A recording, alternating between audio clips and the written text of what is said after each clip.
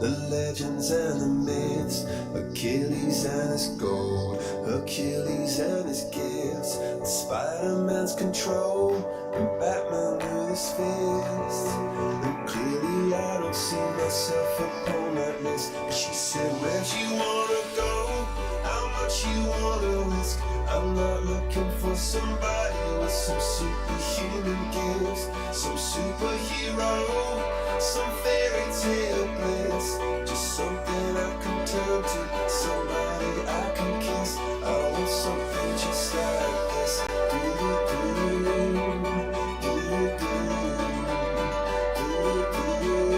Oh, I want something just like this.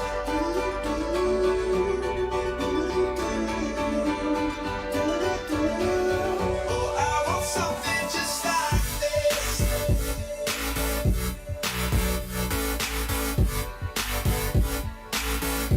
I want something just like this.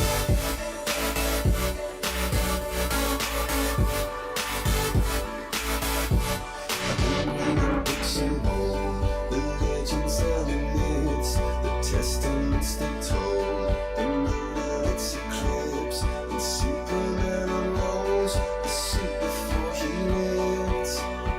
But I'm not the kind of person that it fits. She said, where'd you wanna go?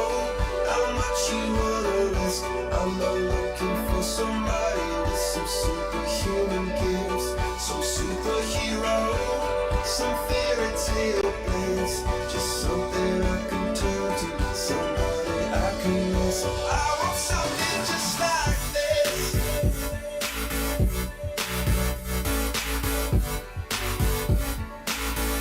I want something just like this.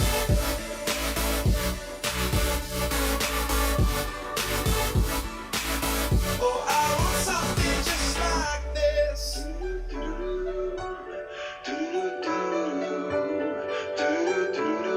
Oh, I want something just like this.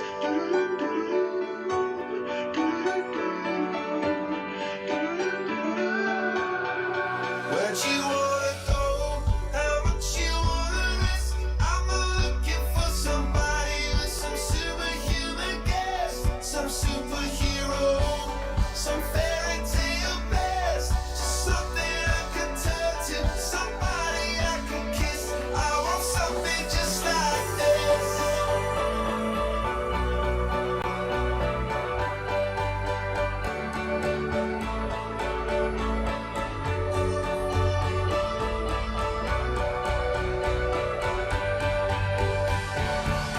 Oh, I want something just like this.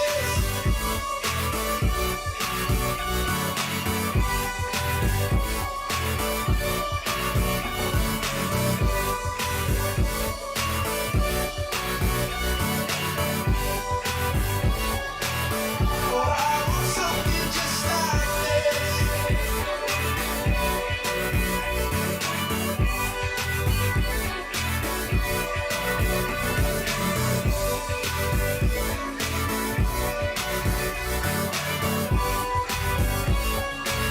Oh, I want something just like this.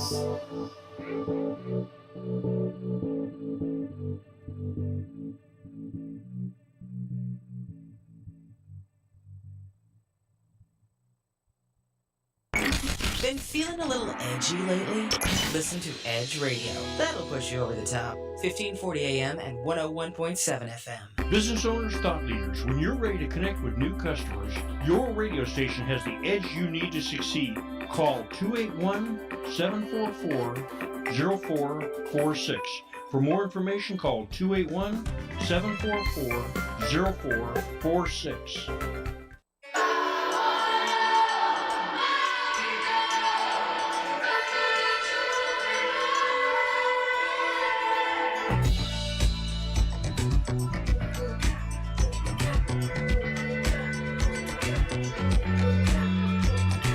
Rosalie, what the devil seen?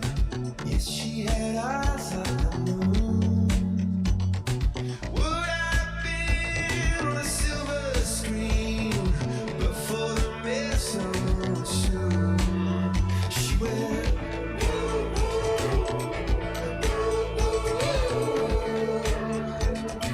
It would go up in heaven today. Bombs going boom, boom, boom, boom. She said, I wanna know where I can go. Back in the truck with my friends. I wanna know where I can go. Back and beyond again. I wanna go where the flowers grow.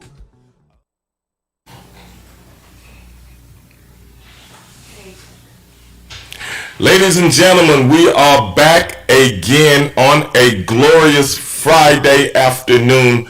My name is Stevie Ray, and you are listening to Straight Shooting with Stevie Ray right here on Edge Radio with my main man, Angel Corona. Angel, what is going on, brother? What is going on, Stevie Ray? Just another day in paradise. How's it going?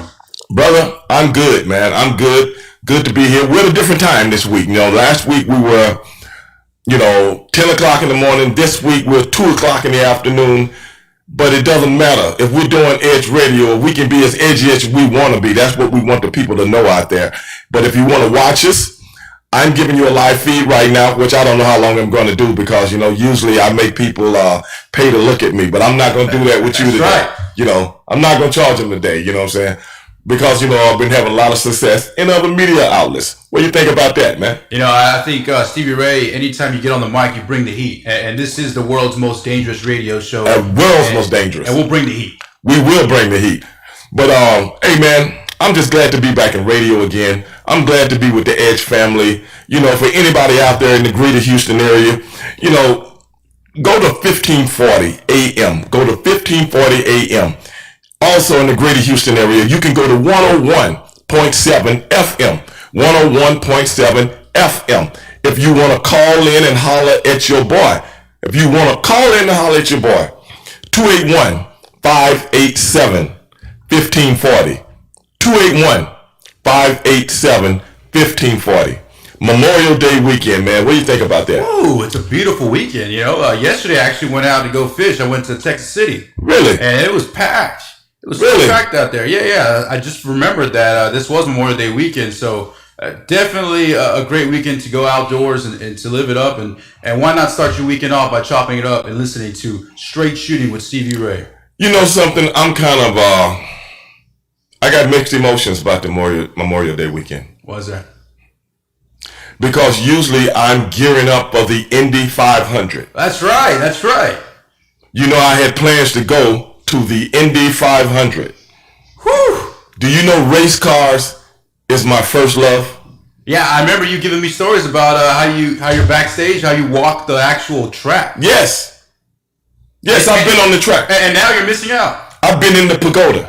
Did you know that? Well, what's a pagoda? The pagoda at the Indy 500 is the big facility where all the luminaries go to watch the race. That's VIP type suites. Yes, that's where your boy been. And that's every Memorial Day, right? Every year? That's every Memorial Day, brother. The Indy 500. But no, they got to cancel the Indy 500, which makes me very, very sad. Not only that, I don't think that's American. The Indy 500 is American. They done it like pretty much every single year, right? For 100 years. Wow. 100 years. Wow. The Indy 500 has been around longer than the coronavirus. Did you know that? I did not. The coronavirus only came around in 1935. Yes. So in essence, it should take precedence to the Indy 500. Now, I'm going to get off of that. Like I said, for anybody that wants to call in, 281-587-1540. If you want to chop it up with us about anything right now, anything, I'm open for anything. But you know what I really want to talk about? What's that, Stevie? I was doing a podcast yesterday with Vince Russo. You know him, don't you? Yeah. He used to be a longtime producer for WWE and other networks. And WCW. And WCW, yeah. He was the one that was, writing the script for like the majority, the heyday, the glory days, as they would say. Well, that's debatable, but if you want to, say that, we can say that. Well, him and I had a debate yesterday. You know what that debate was about? What was that? The Last Dance. The ESPN And he had a problem with me and some of the things that I said about The Last Dance. What did he say about The Last Dance? Well, he said, I can't believe you said some of the things that you said about Michael Jordan. Speaking the truth. He's upset because you're speaking the truth. Stevie He's Ray. upset about the truth, baby. You know, because some people can't handle the truth. That's right. Some people can't. So we get in this big, giant argument. But what I was saying for anybody out there that's listening, to anybody out there that's wondering, I wasn't talking about Michael Jordan in a bad way. What I was talking about was that documentary. That documentary that is everyday propaganda. That is what it is to me. Because see, I am one that can read between the lines. I'm not saying nothing about anybody. I'm just one because if you know anything about anything, corporations run the media. That documentary was supposed to be on Netflix. Corporations took that documentary, bought it, brought it to the masses because they seen an opportunity. You know what the opportunity was? Money. Yes, and everybody's sitting at home waiting for something to talk about. Right, yeah. I mean, there's no sports going on. And No. like you said, the viewership, I think I read an article, they brought in over 5 million viewers. Yes. Easily. Yes. Now, there was a few things left out in that documentary that I got a problem with. What's that? Why didn't they show the Vietnam sweatshops that those sneakers are made in? Why didn't they show that? Did you know back in 2011 there was a news article, documentary type thing done on that, and all the media stations got it wiped out? You know why? Why is that? Because Nike went to the very people and said, hey, I'm going to put money behind the Winter Games if you take this off the air. Go look it up, everybody. You know, you think Stevie Ray? Yeah, you think Stevie Ray got here yesterday? He didn't get here yesterday. You think Stevie Ray doesn't know what you're talking about? You go check the data.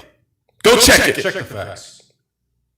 Yeah, everybody think it's the Chinese sweatshops. No, it's the Vietnam sweatshops. Yes, I tell no lies. But they left that out of the documentary. I mean, it is what it is. It's business. If I had sneakers, oh man, if I had sneakers getting made somewhere and I was profiting, $250 million a year, let me think about that, see if I would care.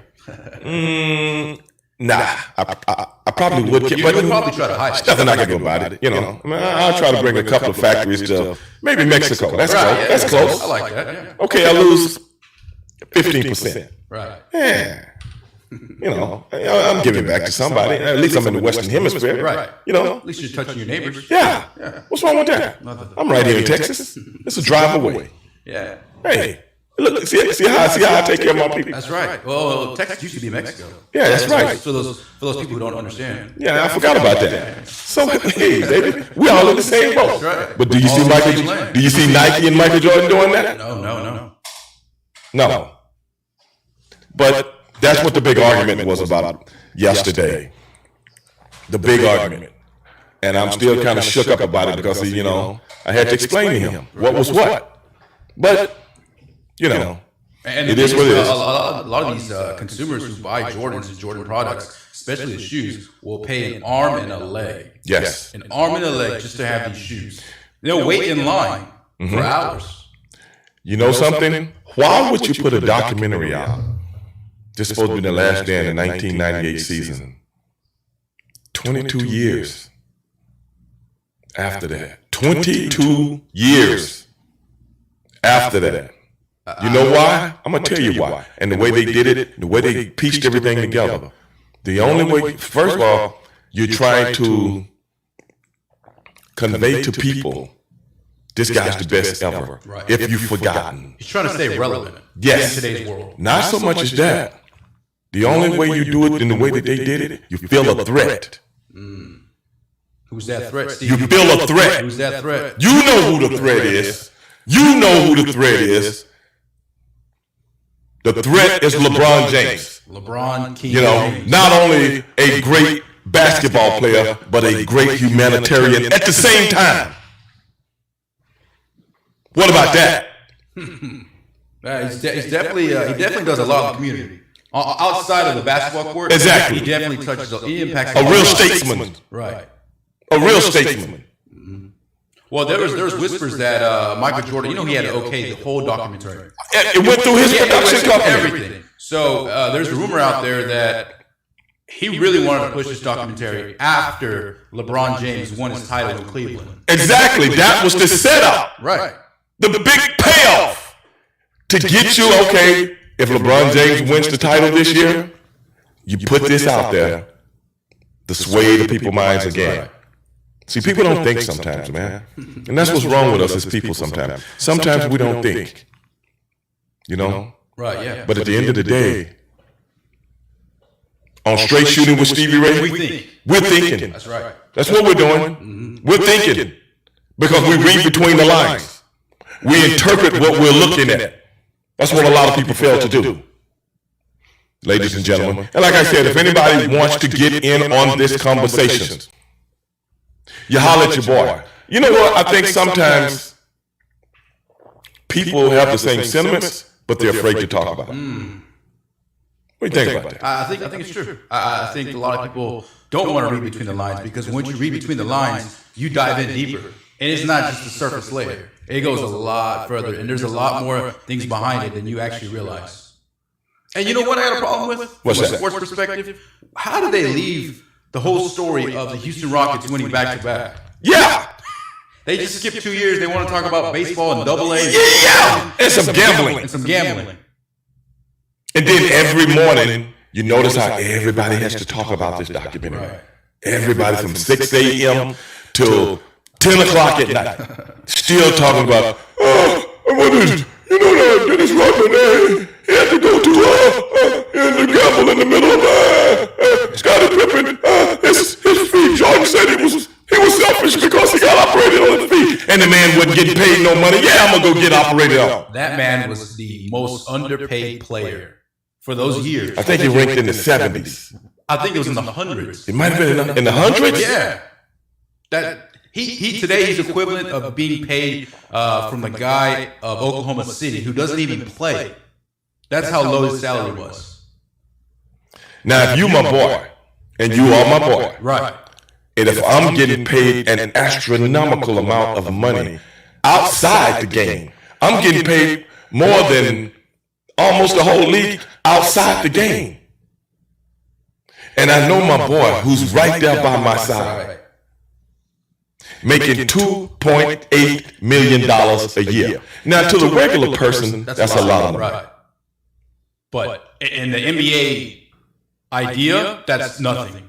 Zero. Especially for what he brings to the table. Zero. And you see him blood, you see him sweating, Right. you see all the tears behind it. Right. And the fact that you're going to stand there and not, What now? help your boy out. You're not going. I'm going to step up for my boy. And that's what LeBron James did. Yes. The guy got almost his whole entire team paid. Tristan Thompson, who's Right. a decent player, Right. got paid ridiculous money. Crazy money. Because why? LeBron James helped him out, put himself as leverage, said, if I'm going to return, I need this guy to get paid. Right. Jordan didn't do that. No. He's just thinking about himself. The selfish individual that he is. Thinking about his own back pockets, bro. Thinking about his gambling problem. Well, yeah. But he can go out there with a known criminal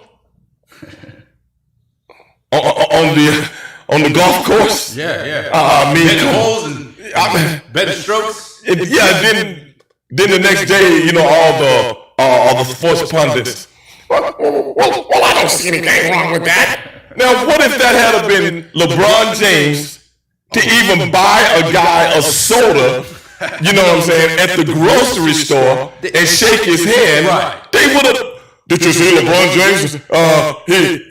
That guy's a known criminal. He stole some sodas from the grocery store once. You know what I'm saying? He has a criminal record. That's what they would have done. They would have hired a private investigator just to examine everything that happened. And I don't know if it's just today's world or if LeBron James just gets a bad rap and everybody loves Jordan, but that is a great point. You know, people, you want to see this show live, go to the edgeradionetwork.com. edgeradionetwork.com, or you can go to the Edge Radio Facebook page, or you can go to the Edge Radio. Man, they're in every social media outlet out there. You know, Instagram, the whole deal. This is Just Google Edge Radio. Just Google Edge Radio, Houston, Texas. Yes. But like I said, if any of you guys got the gumption out there that want to call in about this subject, do so. If anybody has the gall. Yeah. That's my favorite word that you say, Stevie Ray. The gall. 281-587-1540. 281-587-1540. Man, I'm getting so many people hitting me right now that, they're probably upset about the whole Mexico comment. they might be. No, I don't think they are, man. I think that's a truthful comment. Yeah. Okay, I'll read one. You want me to read one? Yeah. Best wishes from Aberdeen, Scotland. I love to know your memories working with singles wrestlers against likes of Lex Luger and others. Oh man, Lex was fun to work with, man. I remember. I'll give you a story about Lex Luger. Story time. No, Yeah. Get that popcorn ready. I give you a funny story. We're in Germany. We're doing a tour in Germany, and I remember on the bus, maybe a day or so before, me and Lex was talking about how he came up listening to a lot of the Motown music and stuff like that. And one of his favorite songs, one of his favorite artists was Marvin Gaye. And he was like, one of his favorite songs was Distant Lover. Okay? So I can't remember what town we were in Germany. And we get in the ring. I can't remember who his partner was at the time. Might have been Paul Roma. I can't remember though. Because sometimes we'd be on tours, people switch out. Yeah, stuff like that. And we're in the ring and I start, a lot of times we play with each other and do things because when you're not waste time. Yeah, you just doing stuff. You get a paycheck. You don't want to hurt the paycheck. You want to just want the paycheck. We got to get through the night, man. We got like 10, 12 more of these to go for the next 2 weeks. And so I'm running around the ring, acting like I'm retired, but I don't. And I'm running around. And then he was like, oh, you're going to do that, huh? And he said, well, then I'm going to do this. He starts singing Distant Lover in the middle of the ring. Word for word? Or did he skip a beat? He's making me laugh at what he's doing, you know what I'm saying? Oh, man, so I had to go back over to the corner and act as though me and my brother is talking like over a game plan, but I'm actually just laughing. You know what I'm saying? So I hope that was a decent story for you. Lex was always my boy, man. It's always good to see him every time I see him at some of the conventions and stuff like that, man. But I appreciate the and that guy was coming. chiseled. Oh yeah, that guy was. Yeah. Lex was one of the best bodies to ever. Yeah, I remember walk the business. Even from like a fan perspective, we used to buy the little I don't want to call them action figures, Right. Action figures, Right. And Lex, even his action figure was chiseled. It was bigger than everybody else's. Yeah, that's my boy, man. He's got a great spirit, man. He's not in great health, today because he has some some ailments and stuff like that he's overcoming, man. And he's a motivational speaker now. And he goes out and shows people how you can overcome some of the things that he was involved with, man. And I got the utmost respect for a guy like Lex, man. He's my boy. But hey, ladies and gentlemen, we're gonna take a break to go pay a few bills, and we will be right back with Straight Shooting with Stevie Ray right here on Edge Radio.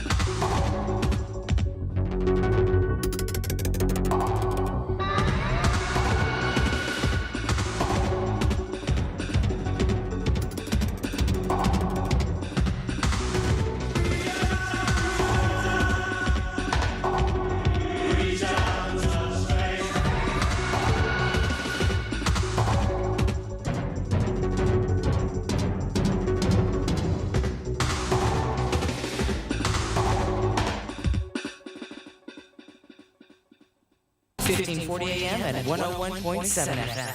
Edge Radio. Everybody get up.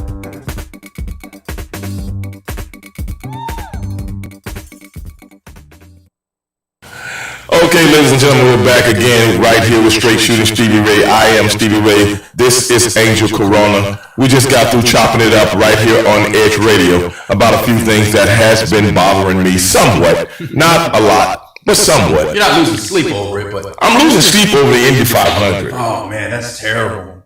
Because I remember for the past 3 or 4 years, you've gone every single time, and you even hung out with some of the drivers. Yeah, man. Brought them on the show. And Yeah. Whew. That's what I'm talking about, man. That's a tough sell. Man, hey, that's my world, man. A lot of people don't know it, but that's my world, bro. Yeah. You know, Roger Penske bought the Indianapolis 500 track. He's the owner now. Wow. And I want to see what were they going to do. You know, the season never got a chance to start. Right, yeah. So he's going to make some changes, or what is he trying to do? Well, he never got a chance, man, because, you know, I think they're going to make some changes within the rules and regulations. Okay. And they're going to make some changes on the cars and things like that.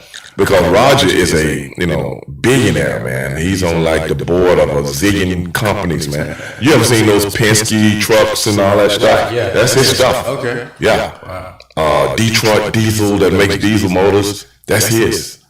You know, man. Have you ever been in one of those cars and actually driven? I can't fit in the cars. I can't fit in the cars, man. They can't make a custom one for your Nah, boy, they Stevie Ray? can't make. One time, okay, we was out in Vegas, and WCW used to sponsor the NASCAR cars, and we were in Vegas where they were practicing. I don't know if they were practicing there or getting ready to have a race there, but a lot of us, you know, came out to the track. And Steen got to get into the car and drive it, and a couple other people. But I couldn't even get in that car, man. So, you know, my racing days is only in my mind because, you know, God kind of blessed me with too much size. I think I could have.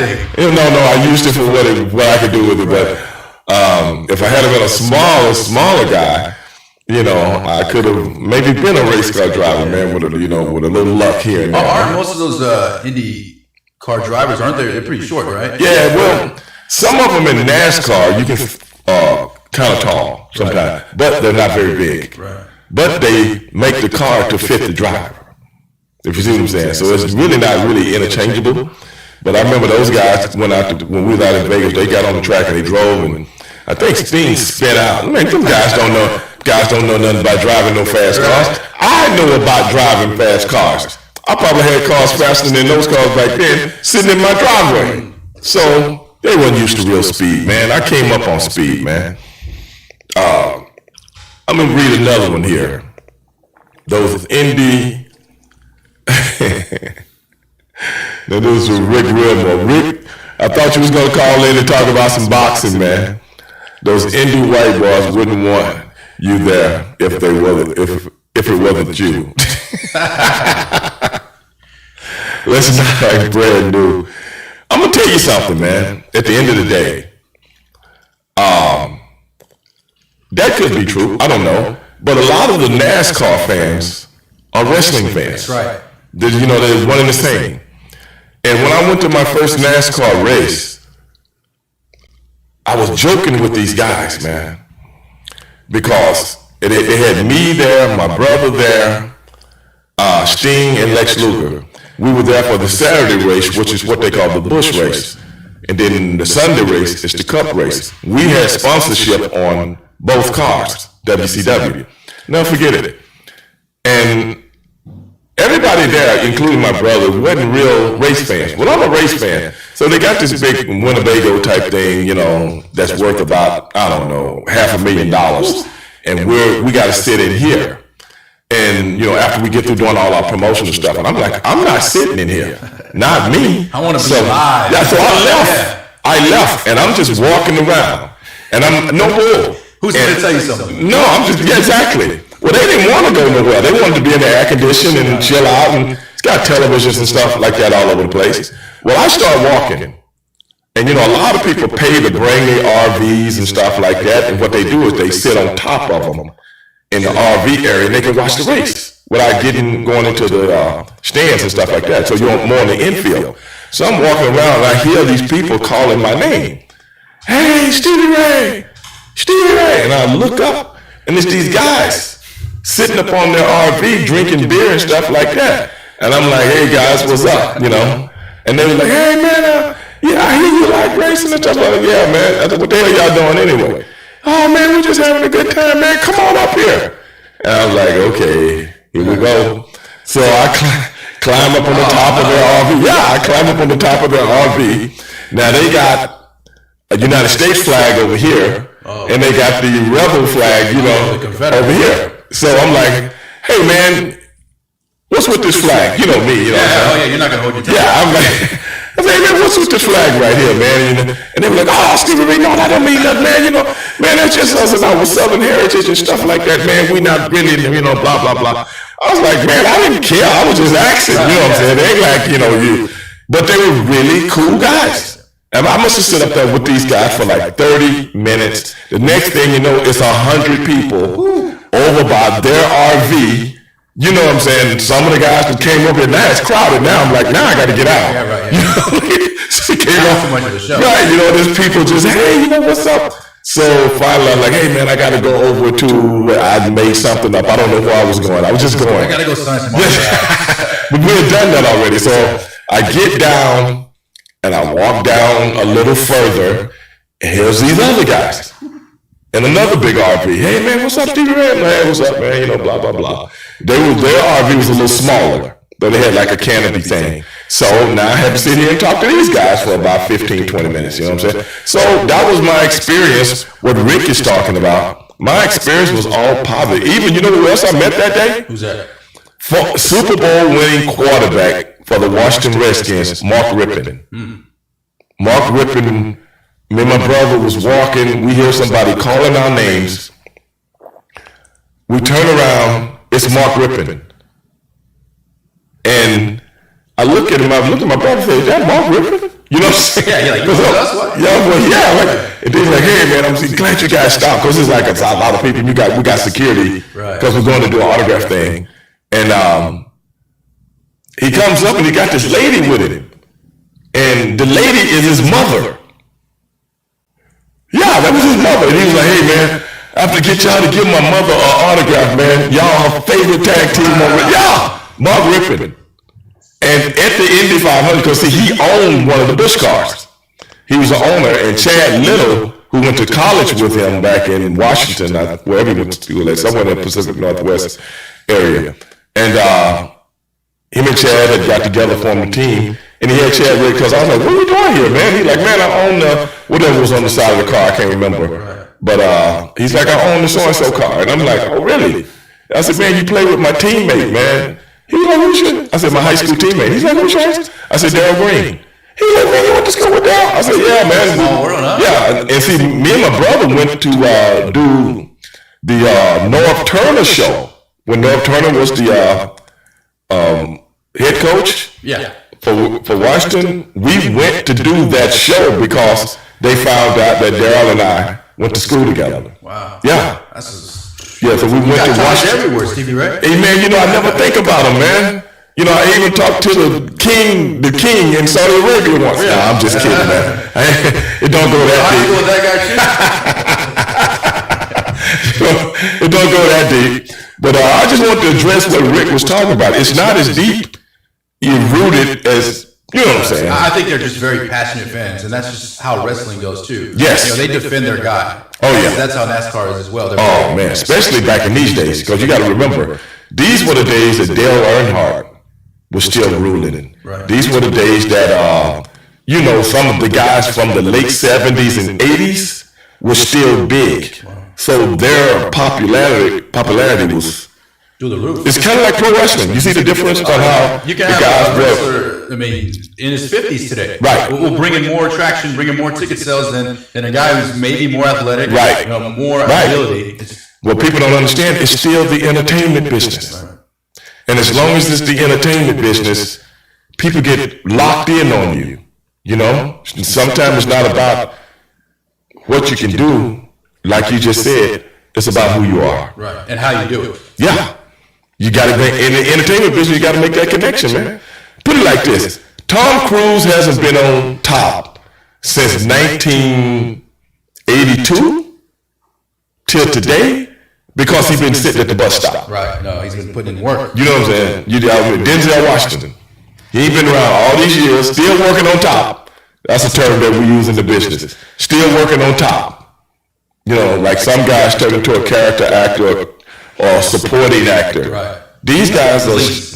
These guys are still pulling in big money. I mean, you look at from a wrestling perspective. You look at the Undertaker. Right. That guy's been in it for what at least a couple decades. Yeah, 3 decades. And I mean, people still want him to wrestle. He started before me and my brother. Me and my brother started in 89, which is 31 years. I think Taker started in 87 or 88. Wow. He started a year or two before us. He just had a match recently in this past April at WrestleMania. Right. And Right. That guy can still do it. Well, the thing is, it only works once a year. Yeah. Either here in Saudi Arabia. Yeah, that's it. That's it. Yeah, that's it. Either here or only once a year, As long as he's other than that, he's probably sitting at home looking at reruns of All My Children or something like that. Watching some type of fighter. Yeah. Matter of fact, he was just doing they're showing a documentary on him right now. I'm waiting for that one to drop. Do you know? I don't know if they cut my part out, but I was in the documentary. Oh, you were? Yeah. And last year was WrestleMania. Okay. I was in the hotel and I see him and a bunch of guys with cameras, walking up, and he said, "Hey, what's up, H-Town?" Everybody from Houston, because he's from Houston also. Everybody from Houston now, if you see another guy from Houston, you just say, "Yeah, H-Town." Yes, sir. And I looked up and it's Taker and all these guys. And I'm like, "Hey man, what's going on, man? I heard they shooting a documentary on you." And he's like, "Yeah, man, why don't you say a few words?" And I can't remember what I started saying, but then I started ragging on one of the producer guys. I'm like, "Well, look at this guy right here." Stevie Ray. You know what I'm saying? I'm like, "Look at this guy right here. Look how he's dressed." And then all the other guys just start laughing and stuff. Like, I hope that makes a documentary. I hope it does too. It's like the extra or the bonus credit. I hope so, man. I mean, for sure I want to hear you talk about Taker, but roasting this guy Right. This guy would be pretty And I started off by saying something about, "Hey man, how Houston guys do it, how these guys treat you, man. Yeah, they treat me all right. But what about this guy right here? Look at him, And it was just funny, man. So I hope they keep that in. I don't have the network, so it'd be hard for me to watch it. But like I said, I just wanted to address Rick's sentiments there. But Did you ever have a match with The Undertaker? no, I never did. Never Not did. even man. tag or... No, man, never did. We was always working in different organizations, or in different. Even back when we was in the small. I can remember my brother was coming up doing the independence, and then after we got in global, I think he was working somewhere like in Tennessee or stuff like that. But we always knew of each other because we all was from Houston. I mean, all the guys from this part of Texas. Yeah, hold on, Shawn Michaels. Yeah, he's from San Antonio. Steve Austin from Etna, Victoria area down there. My brother and I, Undertaker. Just a litany of guys from the Texas or either this area right here. Yeah. So that's just the way it went, man. What's the number one all top boxing haven't chopped it up with two? Oh, what's the phone number? Oh, he's asking for phone number. Oh, I'm sorry, Rick. I couldn't see what you were saying, man. He had a number dealer. It's 281-587-1540. 281-587-1540, Rick. I'm gonna have to put that up somewhere, man, so people can see it. Yeah. We're gonna do that, people can see it. People like Rick, he doesn't see the number. And hopefully he brings some knowledge when he talks about boxing. You remember Rick? Yeah. You remember Rick you used to call him the other radio station. He's very knowledgeable about boxing, man. Very knowledgeable. But man, I got another couple of things on my that's been bothering me, man. What's that? The Ahmaud Arbery situation, bro. Yeah, very sad situation. And before we go to that, I also want to send my respect for this whole week. I've been doing my podcast, as you know, and I've been sending out my condolences every night to the fans for my boy Chad Gaspard. Yeah, man. Did you hear about that? Half of the primetime players. Yeah. Did you hear about that? Yeah, he was out in Venice Beach, and I guess he went a little too far, and Right. Curtin took him. Yeah, it's very Yeah, sad. man. I heard he's a stand-up guy. Oh my God! I did three things with him last year. Oh yeah. I did a private deal in Oakland. Then we did a thing what we call Wrestlecade at the end of the year in November. I did that with him, and I seen him at WrestleMania because he was doing the WrestleCon, and I was getting inducted in the Hall of Fame. So we ran across each other there at a big party and stuff like that one night, and man, it's still kind of surreal, man. When I tell you a guy that everybody loves. Now, if you asked everybody about Stevie Ray, you might get a 50-50 crowd, you know. Especially that guy you made fun of with the Undertaker. That guy's gonna roast you back. Well, I'm just saying though, you might have 2 out of 10 that might say, "Hey, man, that guy's whatever." Okay, and I'll own up to it. I was that to you. Yeah, I said. But this guy, man, one of the most happy-go-lucky, fun-loving guys you ever meet in your life, bro. I swear to God, man. And he's just so funny. I posted a picture of him and I on Instagram a couple of days ago at the private deal that we did out in Oakland, And, man, people got a kick out of that because, man, a lot of people watched it. But that was, he was a young cat. He was 39 years of age. And he was acting in Hollywood now. Yeah. He was doing a lot of movies where, you might not know him, but he's in them, you know what I'm saying? Stuff like that. That's what we talked about last time we saw each other. And we were joking about the guy that had booked everybody might not have the money to pay us all, okay? Yeah. We were joking about that.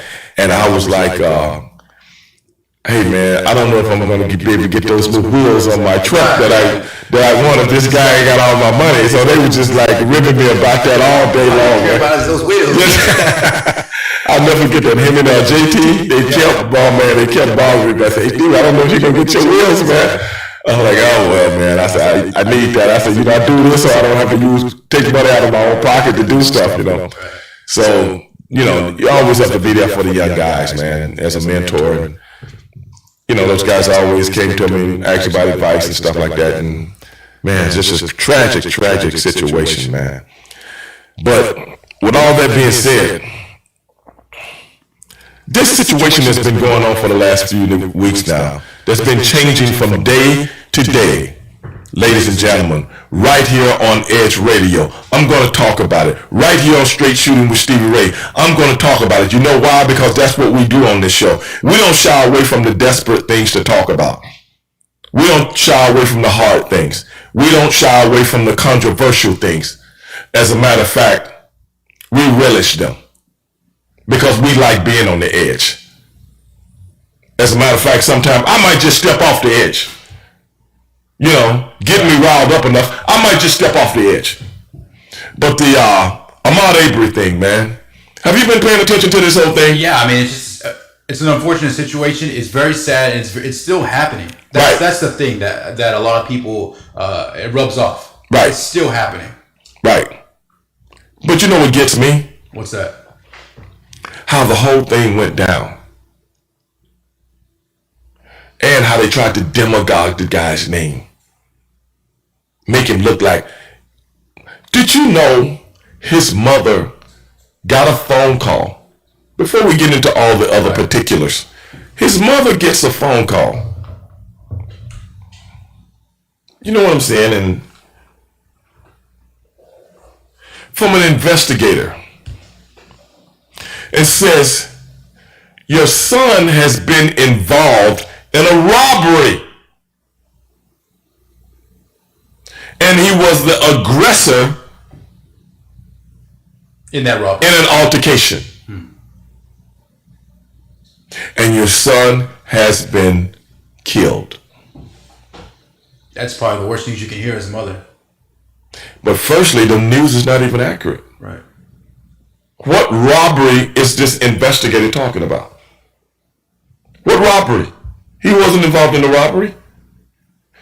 Which means they never even investigated anything went down, or they just overlooked what went down. A robbery in a home that's under construction. That they have a camera of several people in the neighborhood walking in and out of. I have a problem with that, ladies and gentlemen. I have a problem with that. 75 days go by before these guys are arrested. Matter of fact, they wasn't even taken in for questioning that I know of, and if it was just a formality. Right. Is that justice? Is that the world we really live in today? Where a man can be ran down not ran down literally, but followed in a truck. Do you know this guy circled back, ran up one road, circled back from these guys pursuing him, ran down another road, turned around again, and was going another way before all this went down? They tried to make it look like he just ran out there and they got behind him with boom. It wasn't like that.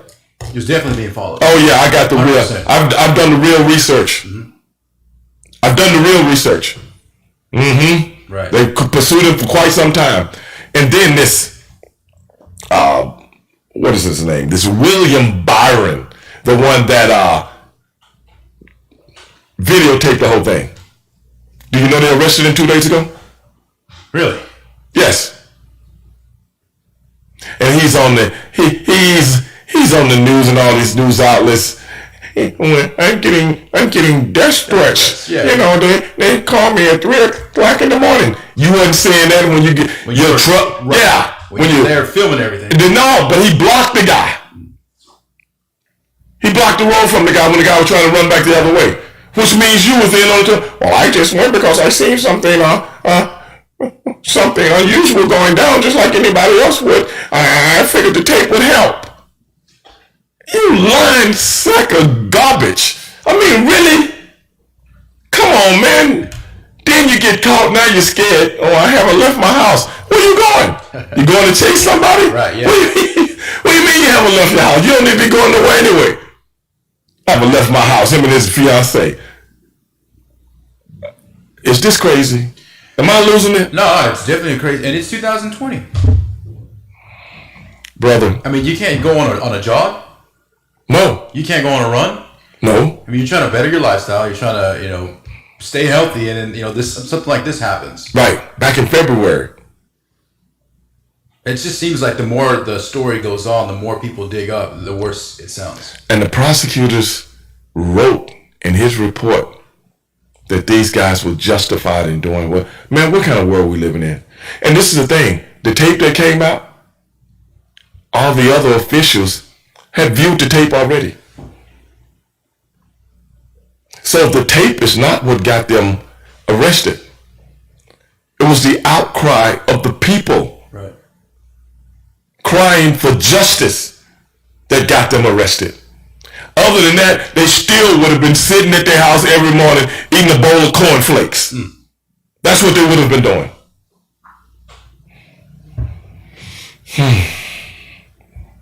And that's what we got to deal with on a daily basis in certain counties in the United States of America. Yeah. Where a guy can chase you down with a shotgun and shoot you 3 times. In the middle of the day. In the middle of the day. A little after 1 p.m. 1. More earlier than it is right now. Right. I just had to get that one. I just had to say something about that one because I remember last week, Big Sarge, wasn't Big Sarge saying something about him on the Ed show last week? Right, yeah. But by it being our first week, I didn't want to go right behind him and regurgitate some of the same things. I wanted to say something about it in my own way. And I hear so many people saying, we have to start doing this, we have to start doing that. You know what I say? How about the system starts doing something? Exactly. like the bill that the president came up with to let people out of jail because the jails are kind of overcrowded right now. What about the system that puts them in there for non-aggressive type crimes? Wrongfully. Yes. That you are ordered to prey on the weak through the judges, through the prosecutors, things of that nature, where you make your quota and you get your government subsidies to give money to those areas and those police departments. What about that?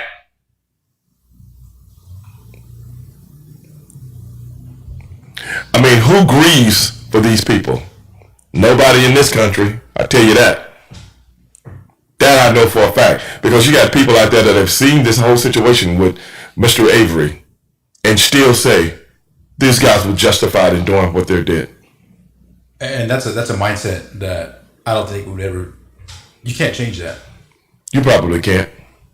And that's the sad part about all this. It's super sad. Super sad. Unbelievable. But that's my 2 cents on that. Because my buddy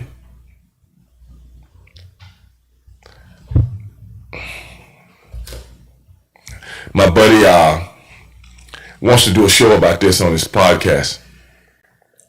Even me and Russo talked about it. Really? Yeah. That's a controversial guy. Right? Well, you know, that guy didn't know what he was talking about, man. I had to set him straight. As I do on a weekly basis, man, you know. You know what he cared about with this whole situation? I'm about to put his business in the streets. What's that? The tweet that LeBron James sent out. About the Last Dance? No. About the situation. Right. Oh, okay. What did LeBron James say? I didn't see that tweet. That, you know, a person can't go out and jog or mind his own business, but that he's hunted down like an animal. He said something to that effect. I'm paraphrasing, but it was something to that effect. And I'm like, what am I missing? What am I missing here, bro? That's what you want to talk about today? That's what's bothering you, not the situation. I mean, he starts out with, he prefaces everything with, these two guys, you know, I'm not making excuses for those guys. Those guys are terrible. They should be this, they should be that, and blah, blah, blah. Oh, okay. So, whoa. So, but now I got a problem. You know how he talks. With the tweet. Yeah. Like, this is the important part. Yeah, this is what LeBron James said. Man, what planet you living on, bro? Mercury? Venus? Pluto? I mean, come on. Planet? He was killing me, man. He was killing me. But, hey, ladies and gentlemen, we're going to take another break right now. This is Edge Radio. You are listening to Straight Shooting Stevie with Stevie Ray and my man, Angel Corona. Edge Radio. We'll be right back. Man, my phone.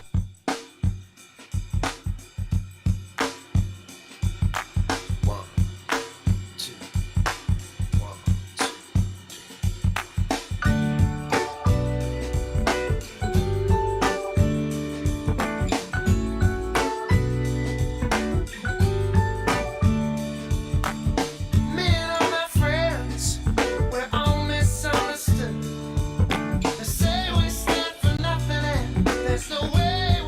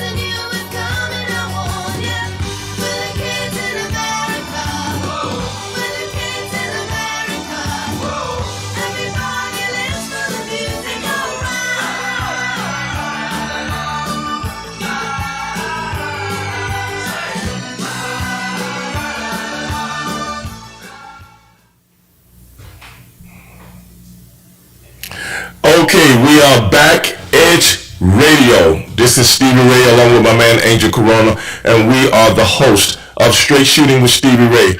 And today we have been talking about some things that's just been on my mind a little bit, some things that I have to get off my chest, and that's why I like doing radio, so I can get things off my chest, so I can let people know how I feel.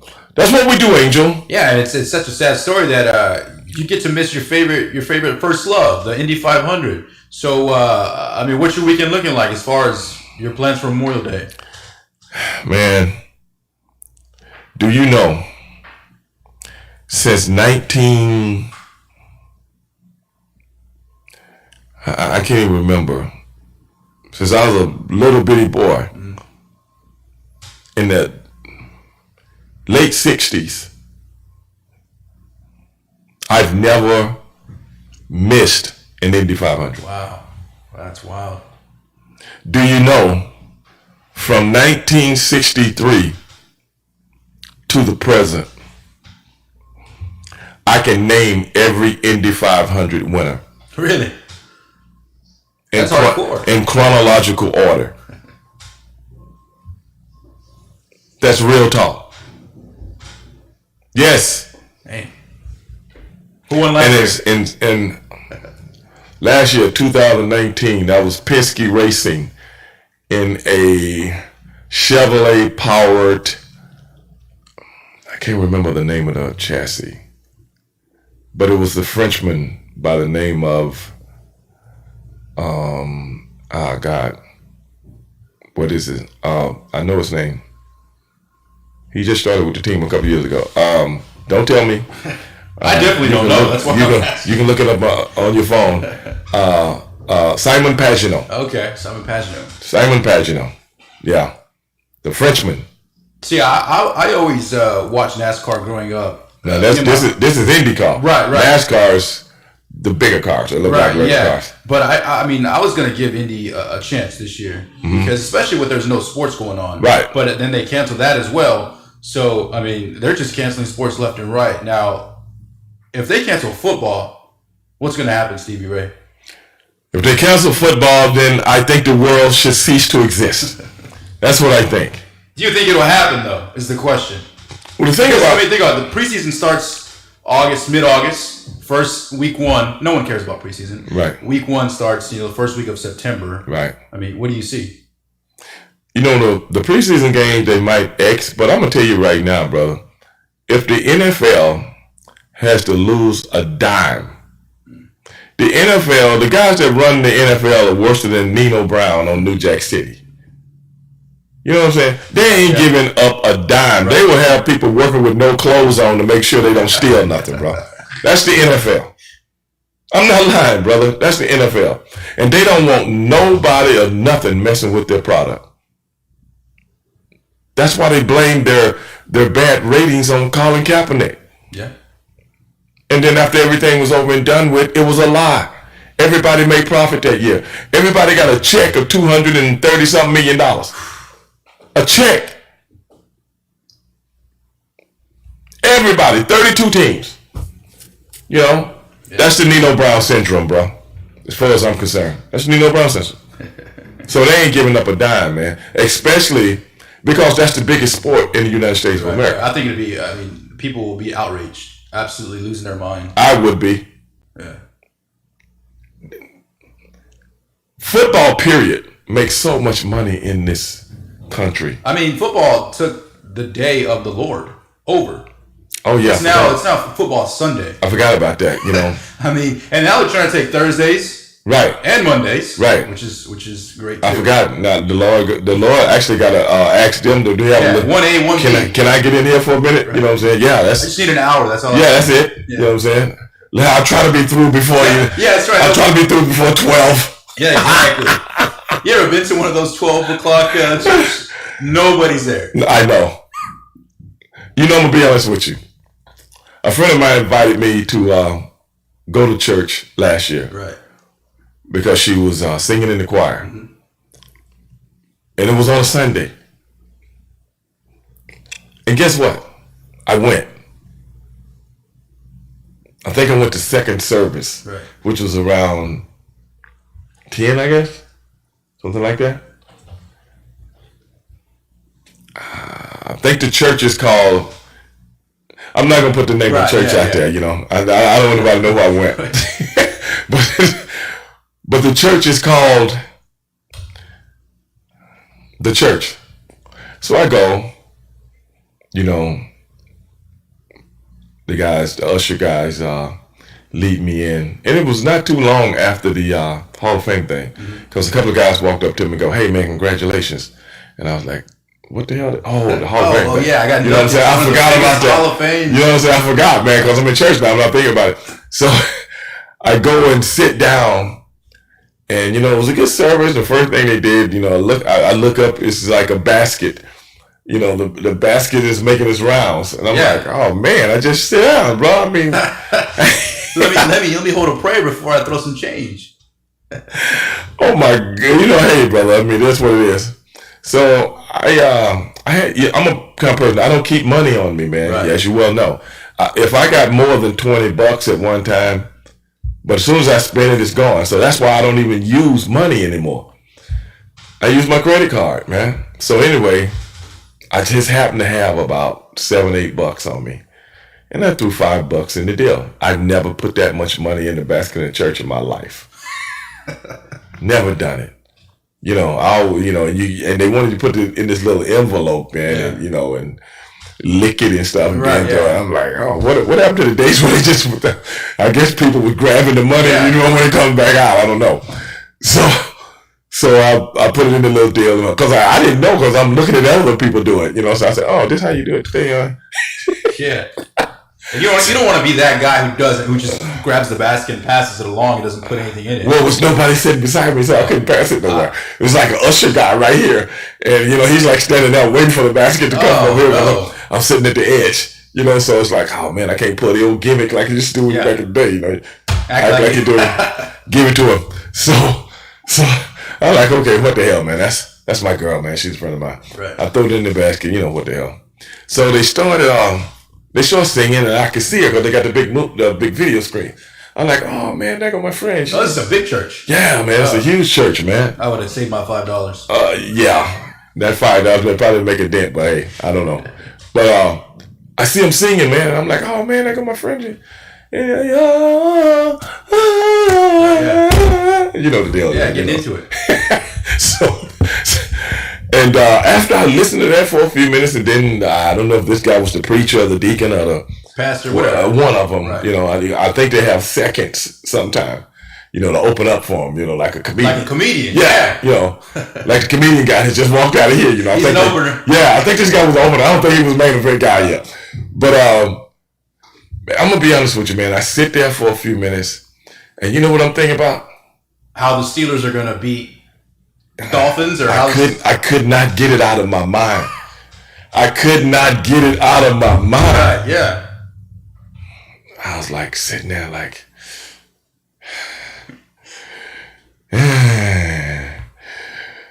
so I just got up and left. Yeah, got in my car and I went home. And I caught like the last few minutes of the first few minutes of the first quarter. Okay. It was like halfway through the first quarter.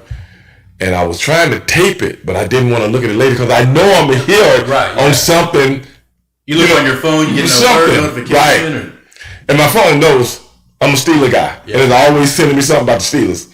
So, man, I couldn't stay, man. So I had to leave. My friend called and said, hey, what happened? What happened to you? I was like, I had an emergency. Right, yeah. I had got a phone call, I got an emergency, and I had to go, do something. That's a true story, man. See, and for me, football takes over Sunday too, because I go through to a 9:30 service, and I'm real big into fantasy football. Right. And once your players are locked in, you might lose points. Right. So, halfway through the service, I'm looking at my phone, trying to find out who's going to be subbed in, who's going to be subbed out, and all I'm thinking about is football. Right. So if I'm too much consumed, I just walk out just like you. Right. But unlike me, I'll be vanished and no one will notice me. I wanted to do it while everybody was looking this way. Right. And the church is so big, She didn't even notice I was gone. You know what the worst thing is when they have those loud doors? When you can hear somebody leave. Oh yeah. That's the worst. Click, kind of like one of those old horror movies. You know, where the house so big, you hear the door boom. Yeah. But hey, man, we're talking about a little football here. Edge Radio. You know, go to the Edge Radio streaming. You can stream with Edge. You can go to Facebook. You know, you can stream live, 1540 AM or 101.7 FM if you want to listen to us on the radio. But we got somebody in the house, man.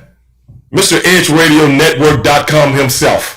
You know, Mr. Edge Radio, I said .com, you know what I'm saying? Himself. He's in the house. Mr. Oscar Hines, he's on the keyboards today, man. Oscar, what's going on with you, man? How was your weekend, bro? It's all good. We're getting ready to have another one now, so I'm jazzed about that, man. You know, we got a long weekend ahead. Oh yeah, so it's going to be a hot one. But now, Oscar, everybody knows that Edge Radio is a very new platform that you've been instrumental in putting together for the greater Houston area, and a lot of people don't know that, you know, how you've been working so diligently to put this thing together, because people don't know. I know, you know, people don't know, but you know, I know, you know, they don't know. Well, man, we have to give a voice to the great Stevie Ray. Man, you know, I tell you what, when I hear you go after some of these folks, you got me cowering in the corner. I'm trying to get you pissed off. Yes, sir. But you know, but the Edge Radio platform, man, I love what you're doing. Me and Angel were discussing this last week in private. We don't like to let people in on what we talk about sometimes, because sometimes Angel comes in on my podcast and you know, we chop it up about a few things, but we were chopping it up about Edge Radio, and I think what we were saying to each other is like, I think we can push the envelope here in other ways where we couldn't push the envelope in other places that we did. Is that what Edge Radio is going to portray right here in this great Houston city? Absolutely. So, you know, the tagline is because truth still matters. And man, we have run into a S-storm of lies and deceit, of deception and duplicity. And we're tired of that foolishness. Yes. Mainstream media has betrayed us. Yes. Right? And I feel like there's a war for our minds, for what we think and what we believe. And we need people that are fearless like you guys, man. That's right. Come out and speak the truth to power, because we have lost our way. Humanity's now about profit and not about people, and it's sick. You know, I think Angel, didn't we bring up earlier in the show about how corporations, they run everything? Yes. Yeah. See, a lot of people don't realize something. I can't remember what year it is. A lot of things are in my mind sometimes, man. I don't know how they get in there. I don't know. But they don't come out. Yeah. But then when somebody like Oscar just says something like what he just said, right, and some of the things we were talking about earlier, something to trigger in my mind, and I'm like, where do I know that from? And this is true. This is true. And I got to look this up. It was a bill. Oscar might know because he's in this media genre thing that we all, you know, love and like to do. If I'm not mistaken, it was 1996. And President Clinton, along with one of his cohorts, I know they made millions off of this. They made a bill whereas corporations could buy media companies. I can't remember the name of it. I remember Newt Gingrich. He made a lot of money off it also. I'm not a real political pundit when it comes to the real nitty gritty of things. I just remember it happening. And then you notice since then, Time Warner, LOL. CBS, Viacom. Disney, ABC. Now, what do all those things have in common? They're all owned by corporations now, which means if I own you, I can tell you how to put news out there. Do what I So now news is not about news, it's about profit. That's right. Is that what we're talking about here? No, man, you just hit it on the head, and it's weird because we were doing a talk show earlier talking about this exact subject. Oh, really? There are 4 media companies that now own all of major media. So you got the Fox side, you got the CNN side, you got the Washington Post, you got the New England Journal, and all of them are pandering to the people that are writing checks to advertise on their radio, on their stations, on their mediums. And man, that's scary for the American people because we no longer have an objective voice. And even if you do, I can drown you out. Mm-hmm. I can drown you out. Yeah, and you can also say it's not credible. Well, they make sure nobody else is credible. Right, that's right. Well, you know, and you say that, Angel, and you're so right. You know that the CIA, after the assassination of Kennedy, came up with the term. Well, 2 things. They had misinformation campaign. They started saying that. But they also came up with the term conspiracy theorists. There we go. Right. So when you say that, someone shot Kennedy, those are conspiracy theories. Right. Because it's not from our network. We didn't put the word out. It's not official. Right. That's right. And that's how they discredit all of them. And that's sad because there's not all those conspiracies. Some of it is truth that just doesn't want to come to the light. Right. And you know it's working. You know why? Even when someone is telling you the truth and they have the evidence, if people don't see it from the mainstream news or media, they won't believe it. Right. They won't believe it. There's been many researchers that has gone out and did the real work about the JFK assassination. And do you know? People will read the books and you will see something come on NBC. This is the 50th year anniversary of the assassination of John F. Kennedy, and there has been no credible evidence that Lee Harvey Oswald did not do the shooting. You're a liar! Yeah, because you shot Ruby, who shot Oswald, and now you killed everybody in the equation. Right. You're a liar! There's been no credible evidence. No credible evidence that has been put on mainstream television other than in a theory. But at the end of the day, Peter, whatever his name, or Walter Cronkite, I think, from my assessment, Lee Harvey Oswald did the shooting. What?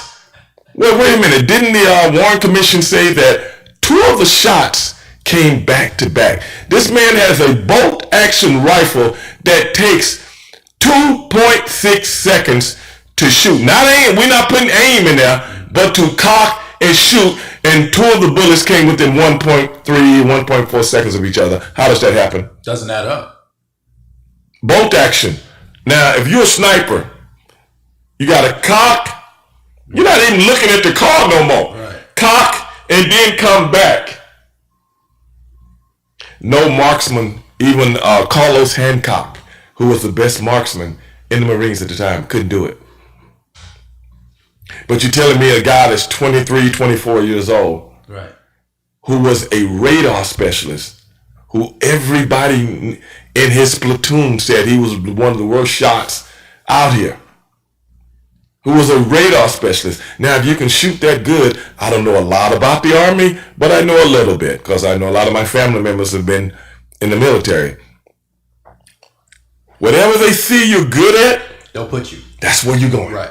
Especially if you're a good shooter, because that's what they need. That's the infantry, right? Which means you're a killer. Yeah. Remember that movie Full Metal Jacket? He started calling everybody's name out. Yeah. Where were they going? You see what I'm saying? You're going to this. You're going to that. Lee Harvey Oswald. Now you can't shoot, but you're going to infantry. No, you know what? Lee Harvey Oswald worked in a top secret Air Force military secret. Well, they did secret air flights over Russia in Gazuki, Japan. And he had a higher clearance than his boss. And with that kind of intelligence, the best job you can get is pushing some books around for $1.25 an hour. Crazy. Yeah, doesn't add up. Yeah. So You kidding me? Wait a minute. And you speak fluent Russian. The guy spoke Russian so good, his wife thought he was Russian. But I don't know what I'm talking about, man. You know, that just don't make sense to me. So anyway, Oscar, you know. But you're hitting some key things. And when you talk about things not adding up, and I know the conspiracy theory goes on, but what's your thought, Stevie, about 9/11? I mean, what the hell? It's JFK and 9/11 is all in the same. It's all in the same conglomerate together. It's all in that same book. Yes. The same mindset that was behind the JFK murder. It's the same mindset that did 9/11. To me, if you go, I do a lot of research on stuff like this because I was doing another podcast and we called it Wrestling with History. Mm-hmm. Me and my boy, Avi Klein, who is a history teacher. And we call it Wrestling with History because he's a educator and I'm a wrestler. Right. And I chronicle this, and we do a whole show about it. And do you know we had people from all over the world that were sending us emails saying we never heard it put like that before. But we dove behind what you see with the mainstream media. Right. Like last week when Oscar and I was joking about how my government told me, and I consider myself not the dumbest guy in the world. I'll be the first to say I'm not the smartest guy in the world. I just keep my eyes open. I got a lot of common sense. Told me that a 757 airplane crashed in Pennsylvania, Shanksville, Pennsylvania, to be exact, and there's no plane there. Right, no evidence. And then they said the airplane was going so fast, it just went through the hard ground and it's buried in the ground. Like a cartoon. Right, yeah. You know what I'm saying? Like, you ever seen like cartoons? Bugs Bunny drove the plane. The Tasmanian devil just started digging and just, I mean. But the ground closed up behind it. Yeah. You know, even the wings, right. even the wings went in the ground. And people know it is pieces of a wing on an airplane. As you well know, I've been on a zillion airplanes. And if you sit by the window, you can see where little placards on the wing say, please do not stand here. Do you know that's where the fuel is in the airplane? It's in the wings.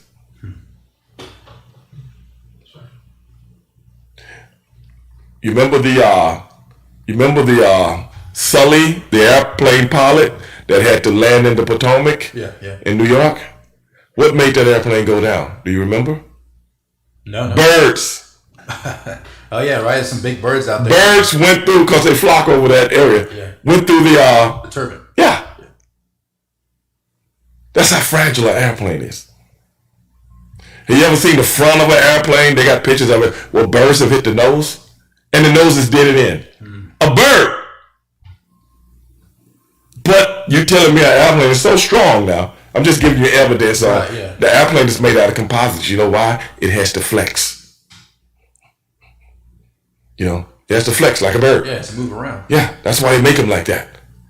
You know, but it's strong enough to go in hard soil. See them guys out there right now? You telling me an airplane can go through that right now? Oh no! And go all the way in. That's what you're telling me, Oscar. Is that what you're telling me? I certainly am not telling you that because it's absurd. That's what you're telling me. It's absurd. It's very contradictory. Yeah. You know what I'm saying? And then the one guy, can't remember his name. Like I said, I did a whole thing on this. Ask me why, I don't know. But I did a whole thing on it. One guy got there in less than a minute of when the plane crashed. Less than a minute. He said 45 seconds to be exact. He saw nothing. 45 seconds. Now you get this. First you tell me airplanes can go into a building and because of jet fuel, which is nothing but kerosene, can make steel crumble and concrete just turn to dust. Right. Okay. I can dig it. If I didn't know nothing. Right. Kerosene. I mean, it's hard for kerosene can barely burn itself. But the reason they use kerosene on jets is because it burns slow and it doesn't ignite like rocket fuel or air, gasoline even. Yeah. That's like diesel to gasoline. Diesel burns slow because it's got oil in it. It'll last longer. Right. And it's good for heavy equipment. In the airplane, you don't want a fuel that's going to ignite like that with people sitting up underneath it. No, sir. But kerosene burns buildings and make them fall down. If that's the case, all these guys that do demolition every day, they've been wasting their money. Just get some kerosene, throw some kerosene on the roof, watch the whole world come crumbling down, bro. And but it is what it is. But that happened. That's the way I saw it. I mean, that's the way they told it. So we have to believe it. But as an individual, I won't believe it. I won't believe it. Because let's go back to our news media. Within 20 minutes, the reason I know this, I was in Australia when this whole thing went down. Oh, yeah. You're wrestling? I was over there doing a promotional tour. Okay. For the wrestling show that was coming a month or so later. So I'm sure you were hearing all sorts of things. Well, you got to realize Australia is like 14 hours different from the United States. So where I was, you guys here is 8 o'clock in the morning, right? It was like 10 o'clock at night where I was. So something like that, 10, 11, something like that. So when I'm watching television, I'm like, wow. So finally they went to the American news over there. It wasn't like the Australian news anymore. Right. Now I'm looking at, the people what we would be looking at, right. I'm looking at that. And within 20 minutes, because I was in a suite where I had a television in this room and I had a television in this room. Oh, they hooked me up in Australia, but they had your boy hooked up. Australia's great. Oh man, it's nice. I'll tell you about that some other day. But I had a TV in my bedroom and TV in my living room, and they was on two different stations. And I'm starting to hear the same thing on both of them, on the ABC and the CBS station. Guess what they were saying? This has to be the work of Osama bin Laden. Terrorist attack. Wait a minute, bro. Wait a minute. What about Abu? What if I'm Abu Nidal somewhere and I'm, big time terror? Wait a minute, dog. Y'all gonna leave your boy out? I tear up stuff too. Credit. I mean, come on, dog. I mean, I blew up a thing in Tanzania. I did this, and I know you're trying to get me, but y'all gonna give all the blame to this dude. And then what kind of terrorist gonna go? Hey, dog, I ain't got nothing. When does a terrorist do that? Yeah. They take pride in that. They want. That's my point. Right. When does a terrorist go? Man, you got me messed up. I ain't did nothing. Osama bin Laden Osama bin Laden did this. Yeah, I did it. Osama bin Laden blew up the coal, the destroyer, the coal ship, the two embassies in Africa. Osama bin Laden did it. Yeah, I did it. Now, and what you gonna do about it? Osama bin Laden break down the two of the biggest buildings on earth. Hey, look, dog. Nope. You know what I'm saying? Then you got me with it. How does that work? I'm a terrorist. I mean, even if I didn't do it, you think I did it? Yeah, I did it. But with this, he goes, no, bro. How does that work? Oscar, how does that work, bro? Man, that's a hot mess. But I'll tell you something. A lot of people don't know that the Mossad, the Jewish government, bought the Trade Center buildings just a year before that. Hey, what was his name? Larry Silverstein. Larry Silverstein owned the building that he had just purchased a few months before that, and I think Larry Silverstein has something to do with Israel also. He has like business ties over there, something like that. He's a commercial real estate developer in New York. Larry Silverstein had just purchased from the Port Authority a few months before that, and Larry Silverstein took out an insurance policy as if any of these buildings something happened to him by a terrorist attack. Specifically, a terrorist attack. That's so crazy. Hey, not if, Angel coming here and drop a grenade. Right. A terrorist attack. Well, my thing is this. I don't see nothing wrong with that, but who underwrites something like that? Who would underwrite? And if you come in my office, okay, we got billions of dollars, we do on different things, and you come in here and say, if something happened to my business, dog, you know, I want it underwritten this way for this much money and this, that, and the other. Even though I just purchased everything, the lease from the Port Authority, and I only got to come up with $14 million of my own money. What kind of company underwrite? Oh, TerraTech? Yeah, most definitely. Either it's something wrong with that, or either somebody say, yeah, that'll never happen, you know, blah, blah, blah. 2 months later, it happens. Yeah. Well, you know what, Stevie? I gotta, because you're bringing up such a interesting point. I gotta interject this because we were talking about this COVID situation. Okay. Mm-hmm. China had a trade agreement with the United States. Yeah, just signed it right before everything went down. Right before it, and there was one ipso facto. I gotta hear this. Just like you said. That the only reason that they would not pay this $250 billion that they would pay the U.S. is if there was a global pandemic. Wow. What? I mean, since 200 years ago, 100 years ago was the last one, but they put that in as one of the clauses. Wow. Or how convenient is that? Hey man, they might have been watching old Larry Silverstein, bro. They might say, "Hey, look, dog. You know, we know all kind of stuff happens. So, you know, when Americans got something to do with it, I think we better put that in, or it is what it is." Yeah. Well, and you know, China got pretty pissed off when America accused them of this thing, and so they said, well, if you're going to try to hold us accountable for the coronavirus, we're going to hold you accountable for AIDS because we got proof y'all did that. I heard that. Now, see, this is new to me. I didn't know that happened. I didn't know they said that. Absolutely. Oh my God, man. Yeah. And so this has become a war of propaganda, but you know, the unfortunate thing is these covert ops are being played out under our noses all the time. And no one, absolutely no one in mainstream media is ever going to bring that to the fore. No. You know, just what we're talking about right now, I didn't know about that stipulation that was put in there because I'd never heard it. You know, I really hadn't researched it, maybe like you have. But something like that, they can't really bring up because it makes things too much like right when I'm trying to make you think something else. So that's never going to be brought up in the mainstream media. But goodness. And then like you said, do we need to take a break? Okay. Ladies and gentlemen, we're having some very, very good conversation right now, but we'll be getting right back to it in a few minutes. We got to take a break right now, go pay some bills. Edge Radio, straight studio with Stevie Ray. We'll be right back.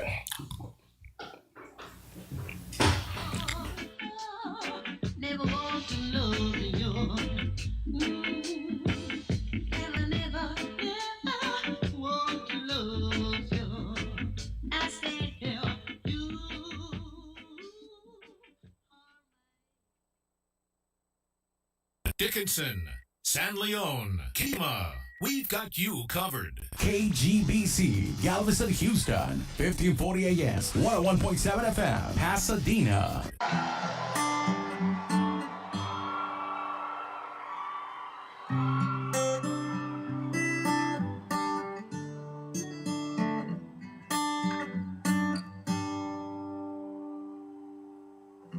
Tell me something, girl. Are you happy in this modern world? Or do you need more? Is there something else you're searching for? I'm falling in all the good times. When people stop talking to each other, society is on the edge. Let's bring them back. Edge Radio, because truth still matters. Bad times I fear myself.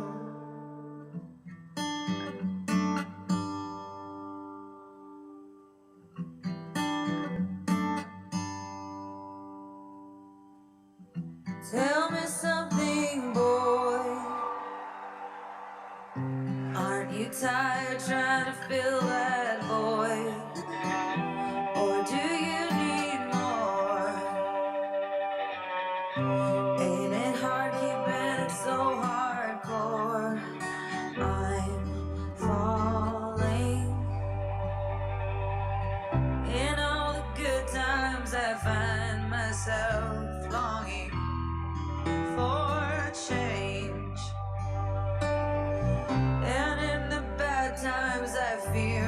myself. I'm up the deep end, watch as I dive in. I'll never meet the ground. Crash through the surface where they can't hurt us. We're far from the shallow now. In the shallow,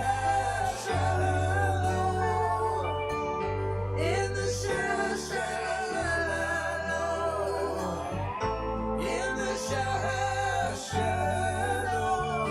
we're far from the shallow now.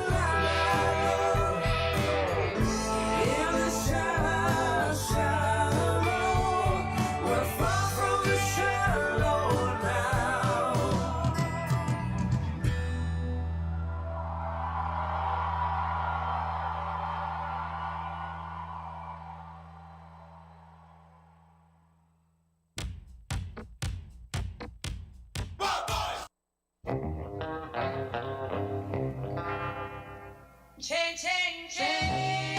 Chain, chain, chain. Chain, chain, chain. Chain, chain, chain. Chain, chain, chain. Chain, chain, chain of food. For 5 long years, I thought you were my man.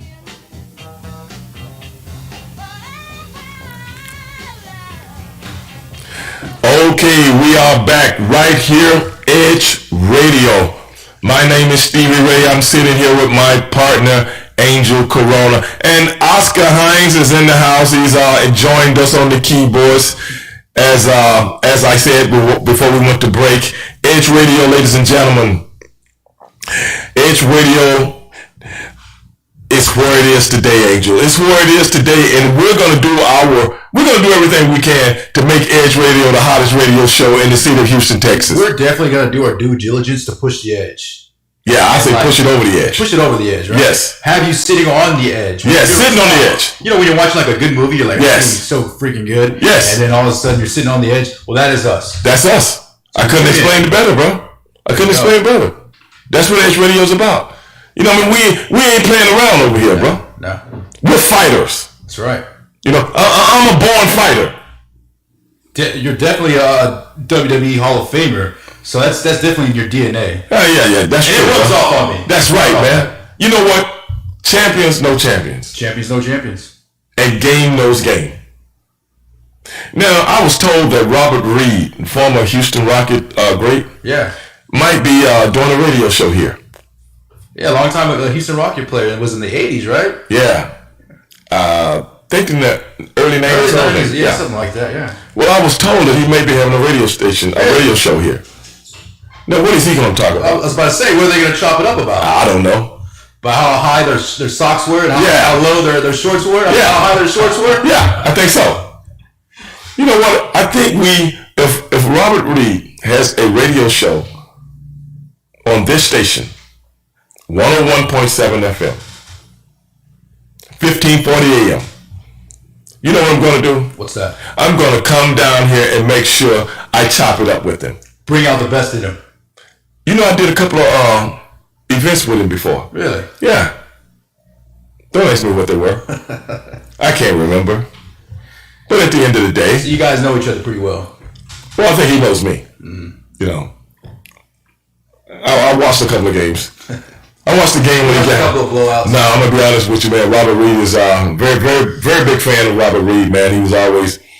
He's just a great overall basketball player, man. Yeah. Great overall basketball player. I remember him getting into a fight with Larry Bird one day. Really? Yeah. I think Larry Bird scratched him on the back of the head. That's definitely a guy you don't want to fight with, Robert Reed. I saw him like a couple months ago. And I mean, he's a great mind of basketball because there was a young group of players, basketball players, and he was right off the bat. This is what you do when you got the ball here. You do this. When you do that, you want some more room. You do this. He's giving them tips and right. So I mean, it's a good dude. That sounds like Robert, man. Let's hope he brings his expertise to Edge Radio. Oh yeah. And then we will come in here and see exactly how good he really, really is. You know what? I got an invitation. Open invitation to Robert Reed. Yes. To come on this show. That sounds good. We got to make that happen. Yeah, let's go. Open invitation. I'm telling you right now, after 15 minutes, Robert Reed's going to be running out that door. You know, if you want to really get Robert Reed on a tangent, ask him about today's NBA player's salary versus salaries of the past. I don't want to take the guy off there, you know what I'm saying? I don't want to do that because that's almost criminal. Right. You know, as to what those guys make. I mean, oh my God, the money in the NBA right now is just astronomical. Well, you know what I asked Reed that question. We interviewed him. He said that his first year he made $30,000. Yeah. that was his whole year right there. Well, I got a question for him. How much did he think he was worth? That's what I want to know. I mean, Robert Reed it ain't like he was coming out of Duke and with an Olympic gold medalist or something like that. What kind of money did he expect to get? What year did Robert come in? 81? About 81, 82. Yeah, that's right. Okay. I wonder what that that's about the going rate. Yeah, I wonder what that would be equivalent of today as far as like a draft pick. Probably. I mean, coming in today with his skills and the way he came in. And you gotta get at least 5 to 8. 5 to 8, maybe. Yeah. Easy. And that's the rookie contract because he gets the draft for that. If you're a good player. Right. But Robert Reed, in what round was he drafted, Oscar? Oh man, you got me on that one. He didn't come to Houston right away. That's right. He plays in Wells, right, or something like that. Yeah, or I don't know if it was the 76ers. I'm trying to remember. It might have been the 76ers, but he wasn't with Houston right away. Well, see, the thing was this: a guy like Robert Reed would have to prove himself. I can see that. You got to come in here and prove yourself. I'm not going to just give you money straight off the bat because you got a nice afro. I mean, really? Curls? Yeah, you know what I'm saying? No, I'm not doing that to you, Robert Reed. You get out there and hold somebody down to a point percentage that I can do, and get a few rebounds. Yeah, do something. Show up on time. I want to make sure the players like you. Right. I got a lot of demands for people. You know what I'm saying? You just don't get just a free meal ticket around here. They say, look, I wouldn't GM or something like that, I would kept everything at bay, I'm sorry, Oscar, that's how it goes. That's how it went with me. I didn't just come into the Russian business making money. I had to go through the gambit. Yeah, you had to scratch your claw for everything. Yeah. Because it was the love of what I did. And as far as I'm concerned, that's what Robert Reed should have been thinking about. Still trying to think about, I'm getting $30,000. That's $30,000 you wasn't getting somewhere. What are you thinking about that, man? What do you think about that? Who's he? Man, it's an honor to be in the NBA. Right. And he was also talking about how they used to have to fly coach. Good. Now these guys have private jets. Good. That's what I'm saying. They get to lounge down on the plane, and back then they said they take buses and okay. Do you know I rode around for 2 weeks in Japan on a vehicle that wasn't as big as my bathroom? What do you think about that? Yeah, I remember you telling me you and your brother in Triple H used to be stuck in a snowstorm or something. Oh yeah, and by him being the rookie, we made him go get the car. Go get the car, rookie. Drive it back and warm it up. Right, that's right. You know what I'm saying? Yeah, Triple H. So I think your stories are a little bit heavier than Mr. Reed's. Oh man, Robert, the thing is, he don't want to tell those stories. It makes him embarrassed. I don't care about telling my stories, man. I don't care about it. We can't wait to get Robert Reed in here, man. Yeah, we got to do that. He's got some good stories. He was telling us about him and Akeem Olajuwon back in the day, how they used to have to go pick up Akeem from Eckerd Drugs. Akeem was mopping the floor. Trying to pay bills. Good. I'll humble you because it makes you really appreciate when you get to that level. Now guys come in making big money, they never appreciate it. They never grow up. They still got a juvenile delinquent type state of mind, coming in, getting millions of dollars, still out doing things. I'm just looking at some guys the other day that are in NFL players that are out robbing people, and you on an NFL roster. What is going on with the mindset today? So you feel as though you're anointed already, and you don't appreciate what you got. You don't appreciate how good it is. You don't appreciate that you should be worshiping yourself, but just being in the league right now and being able to take care of other people and set an example. So that's why I'm glad guys like Robert Reed and Akeem Olajuwon had the Southern mop boy that came over here from Lagos, Nigeria. Yes, I'm going to humble you. And the same thing with you, Robert Reed, coming down from St. Mary's College or wherever you came from. Yeah, I'm going to give you a couple of bucks so you can keep your lights on. That's what I'm going to do. And you're going to be humble and you're going to appreciate this game. And I think that's what's going on with the pro sports today. That's right. I'm glad. Oh, you hit it right on the nail. I mean, these young guys, I think they're more worried about their brand image, their Instagram likes, how many models they can talk to. You need to worry about your game. Sit down, be humble, but all they care about is their image and their brand.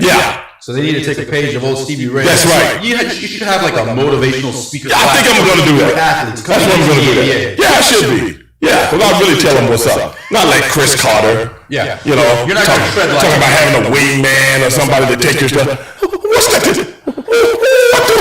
What the world's coming to, man? I mean, really, no wonder he got fired from Fox. You know, what was he doing behind the scenes? I mean, that's what we got going on today. Angel, we got to do something.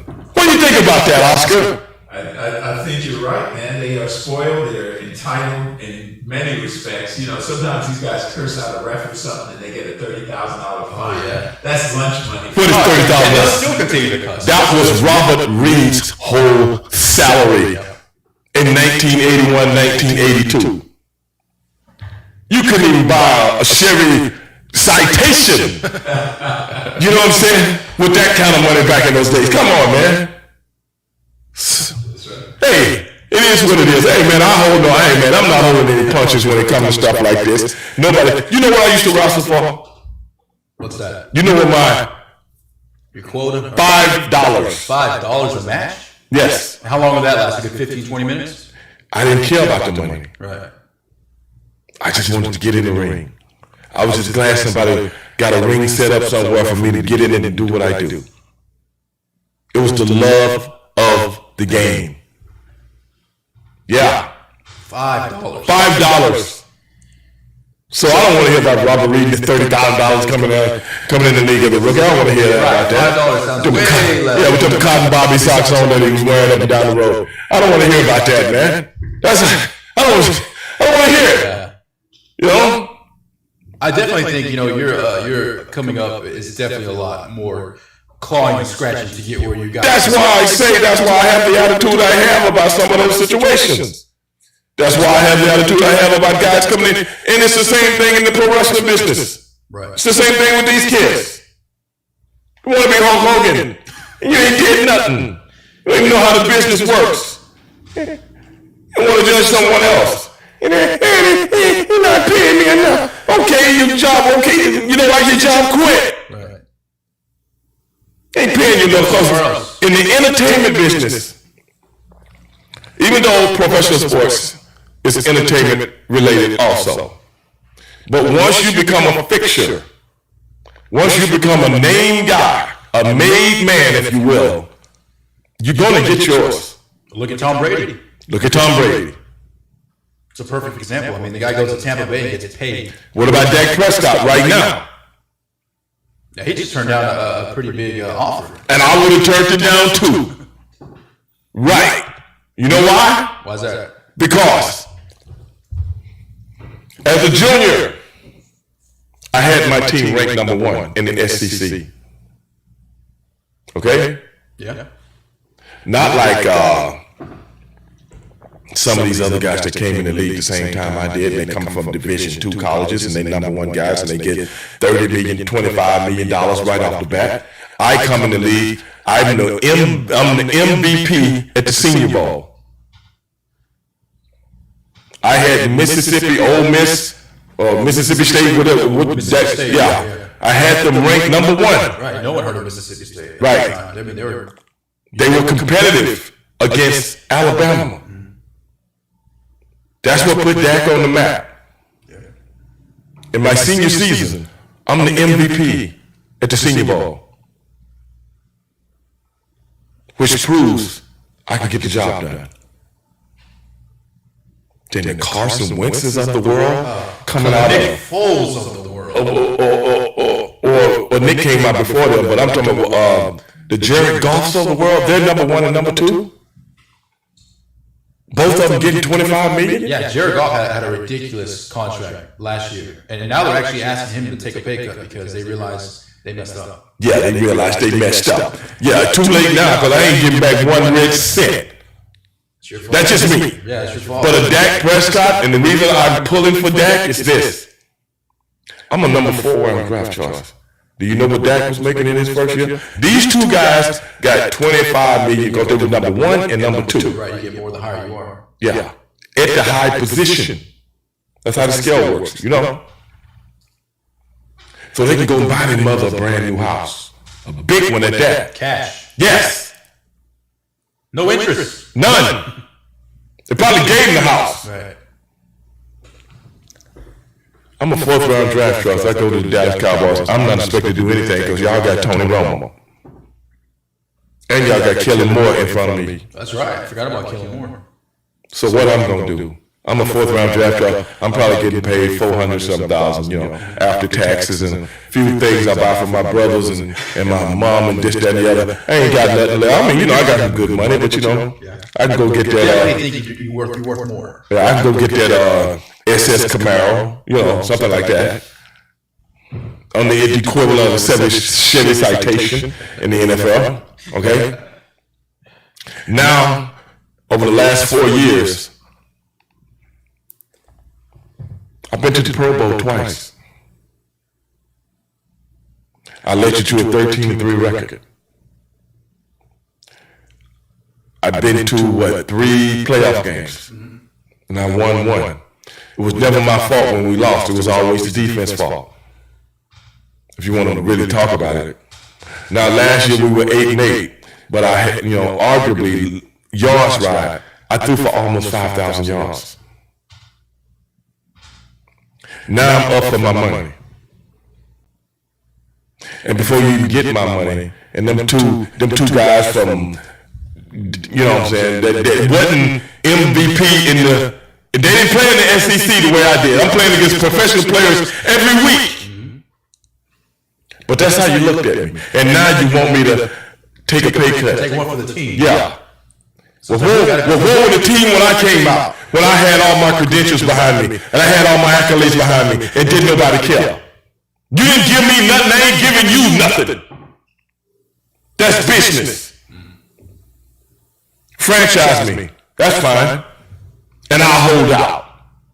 Because if you don't give me the money, somebody else will. I'm sorry. That's just the way I look at it. And he has great leverage right now because, I mean, if you think about it, what other options do they have right now? What are you going to try to? I hear Skip Bayless saying that they're going to have the red rifle since they signed the red rifle. Right, Andy Dalton. Yeah. And Andy Dalton can win 10 games. Well, good luck with that. Yeah, good luck with that. Ask Cincinnati. Ask the Bengals how that worked out for them. The thing is, I'm not saying they can't. It ain't like I disagree with Skip Bayless. It's just the fact that Andy Dalton is not Dak Prescott. That's all I'm saying. I think he's not. I think Dak Prescott to me has like an inner winner in him. Yes. That mindset. And Right. I think Dalton has a good arm. Yeah. I mean, Dalton's good. I got nothing against him. But yeah, I think you got to have that winner mentality, you know, that it factor. You got to realize, Dalton's first 5 years in the league, he won 10 games or more. Yeah. Cincinnati was actually pretty good. Yeah. Went to the playoffs. They lost in the first round every time, but you got to realize the Cincinnati Bengals is one of the most dysfunctional franchises in the NFL. Well, you got a head coach there who's been there since the statues were made. Well, no, they got rid of him. They got rid of Marvin Lewis last year. But you're all right. I mean, for the majority of his career, that was his. Yeah, that was his head deal. coach. Yeah. And I ain't saying nothing bad about your boy. I'm just saying I put myself into the position okay, to get my money. Yeah, you've done every single step along the way. So now it's your turn to repay the favor. Right. I mean, they just signed Amari Cooper long term. $100 million. Ezekiel Elliott, they signed him long term. So at some point, you got to know, hey, I want to be long term too, but I want the money right. And then you bring Jason Garrett back, who can't even run anymore. Okay? Right. And Dak, you don't think Dak, Jason Witten. Yeah. Who did I say? Garrett. Oh yeah, Jason Witten. You know, that guy would get slobbered out there. You know, no, I'm just saying. But they got this young kid, Blake Jarwin, that Dak had been practicing with over the offseason, and Dak said he's the best athlete on the team. Yeah. Definitely very versatile. But because of the owner is cool with Witten, he throws him back in there. Right. That didn't do nothing but retard the man's progression. Right. And also the chemistry. I mean, chemistry is a factor that a lot of people don't take into account. What about? Because they say the tight end is the quarterback's blanket. There you go. Safety blanket. Safety blanket. I mean, when everything, it's all good to see all these routes everywhere, but when push comes to shove, you got to know where your tight end's at, and that's the tight end that you want to throw to. Right. And what about a first year? What about a first year play caller? Yeah. Rookie. Yes. What you gonna do, brother? Nothing. But with that all being said, you know what I'm saying? Oscar, any important words before we go? No, excellent show today, man. Loved it. And looking forward to seeing if I can get you and the famous Mr. Reed together. I was just about to tell you. You tell Robert Reed driving around in that big Hummer of his that Stevie Ray is looking for him. And we're going to chop it up right here on Edge Radio, whether it's his show or whether it's right here with me and Angel on Straight Shooting with Stevie Ray. Ladies and gentlemen, we have a good day today. We will be back next week, 2 p.m. Holla at your boy. I'll be putting some flyers out. Edge Radio, I'm out. Peace.